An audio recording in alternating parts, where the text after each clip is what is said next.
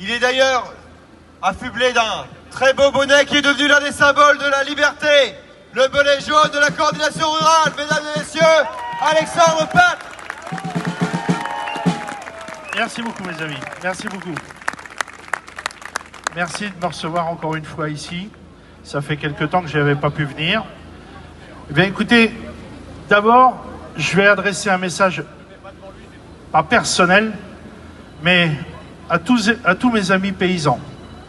Mes paysans qui sont de la coordination rurale, qui sont syndiqués ou même autres. Il faut absolument qu'on se retrouve. Il faut qu'on se retrouve ici, aux Patriotes, parce que je le prône à chaque manifestation. La seule solution pour l'agriculture, c'est le Frexit!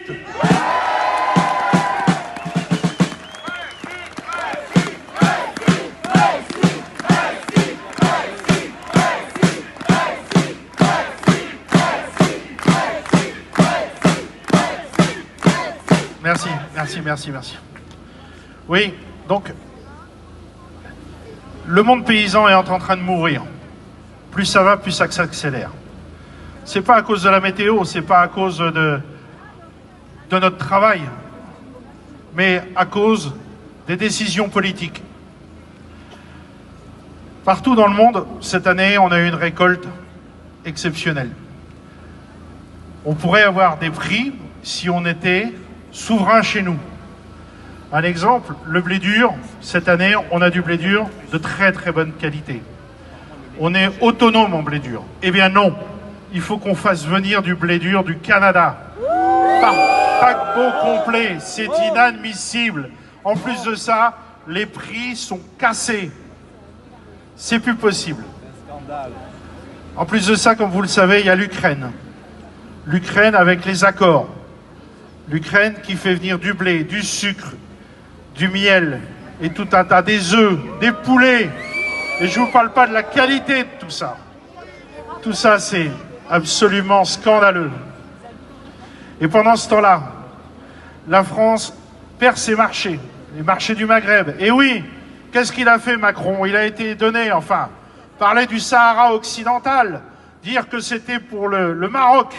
Résultat des courses, on a perdu 50% de nos exportations sur le Maghreb. Aujourd'hui, nous vendons du blé à 140 €. 140 € la tonne, ça ne vous dit pas grand-chose, mais c'est 60 € en dessous de notre coût de production. Et encore, on n'arrive pas à le vendre. Notre coopérative, qui est pas loin de chez nous, a fait l'Assemblée Générale il y a 8 jours. 4,5 milliards de chiffre d'affaires. Ils ont perdu 700 millions d'euros cette année. Pour vous dire comment tout va bien. Les pommes de terre, oui, je suis producteur de pommes de terre, comme vous le savez, je vous en parle tous les ans. Eh bien, les pommes de terre, suivant les variétés, aujourd'hui, on a des variétés, écoutez bien, elles partent de chez nous à 1,5 centime le kilo. Notre coût de revient est de 15 centimes, pardon. Voilà où on en est au niveau des productions. Alors, et comme si cela ne suffisait pas, il y a toutes les normes européennes. Et oui, ils nous ont collé une nouvelle taxe, là. La taxe carbone sur les engrais. Mais pas que sur les engrais, sur l'acier et sur le pétrole. Vous avez vu, au mois de janvier, on nous a annoncé une hausse de 6 à 10 centimes le litre d'essence. Eh bien, pour nous, les engrais azotés vont augmenter de 40 à 80 €. Ils ne savent pas encore parce que c'est une machine tellement complexe qu'ils ne sont même pas capables de nous sortir des prix. En attendant, on est coincé. En plus de ça, ils n'ont pas trouvé mieux de faire un embargo avec la Russie. Ben, forcément, en guerre contre la Russie, on sait bien que demain, ils vont être à Paris. Donc, ils ont fait un embargo. Résultat des courses, ça va nous coûter encore 80 à 100 € de plus. Aujourd'hui, l'azote, on l'a payé 200 et quelques euros, on va la payer 350, 400.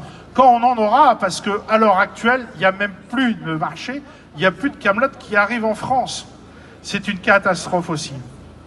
Pendant ce temps-là, il y a des milliers de bateaux qui traversent les océans chaque jour pour nous livrer ce qu'on n'arrive pas à produire en France. On devrait pouvoir le produire. Si on prend par exemple le soja, on est tout à fait capable de produire du soja. Mais non, il faut qu'on l'importe obligatoirement des États-Unis, du Canada, du Brésil, alors que c'est des colzas qui sont OGM, et nous, on n'a pas le droit de les cultiver. Voilà le résultat de cette Europe technocratique et liberticide. Mais le plus grave, mes amis l'ont évoqué tout à l'heure, c'est la dermatose modulaire. C'est une maladie connue, qui est non mortelle pour l'homme, non transmissible pour l'homme. Et pourtant, au lieu de mettre en quarantaine, comme ça se faisait dans le temps, le gouvernement abat les troupeaux entiers. Une bête malade, on tue tout le troupeau. Vendredi, c'est une folie, c'est un crime économique, c'est un crime agricole. Aujourd'hui, notre élevage représente en bovin entre 16 et 17 millions de bétail, de têtes. Il parle d'en supprimer 10%. Ça fait plus d'1,5 million de bêtes. Aujourd'hui, on en est à peu près à 1000 abattus. Vous voyez un peu le carnage que c'est.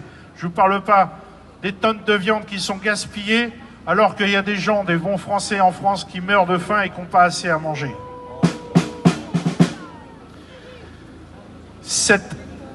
Cette maladie devient naturellement une aubaine politique. Avec le soutien de la FNSEA, forcément. Le président de la FNSEA, mondialiste, grand copain de Macron, favorable au Mercosur. Forcément, il a investi à l'étranger, au Brésil, où il a déjà construit des usines depuis quelques années. Eh bien, sa politique, lui, il ne dit pas, mais c'est faire crever les petits pour enrichir les gros. Voilà la vérité. En Ariège, j'ai pas pu y être. J'avais des problèmes de santé, mais j'ai pas dormi. J'étais en contact sans arrêt avec mes camarades du 41, du 28, de toute la région centre, qui se sont déplacés. Et effectivement, on peut les encourager et les remercier. Ils ont fait plus de 700 km, ils n'ont pas dormi pendant 48 heures, et en plus de ça, ils se sont fait gazer. Il faut savoir que c'est des vaches qui ont été abattues, c'est des broutards, c'est des vaches laitières. Et en plus de ça, il y avait déjà des vaches qui étaient déjà en gestation, donc il y avait des petits veaux à l'intérieur. Ils les ont euthanasiés. Ils ont tué les veaux aussi. À quel titre? Pour une bête qui était malade et elle était déjà morte. Il aurait fallu tout simplement les mettre en quarantaine.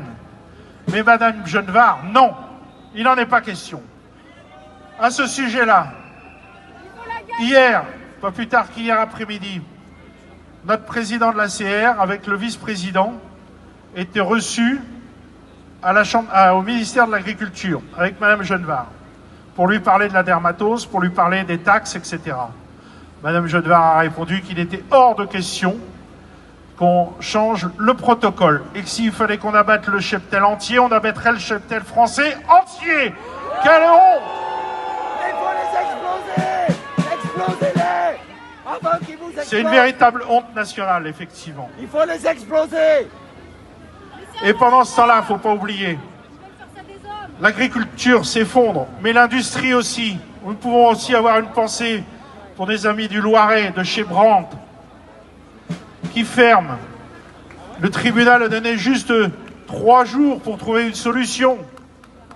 Brandt, c'est 700 salariés jetés à la rue.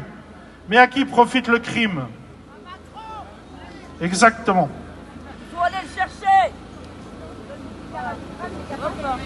Ce qui se passe aujourd'hui, ce n'est pas une crise.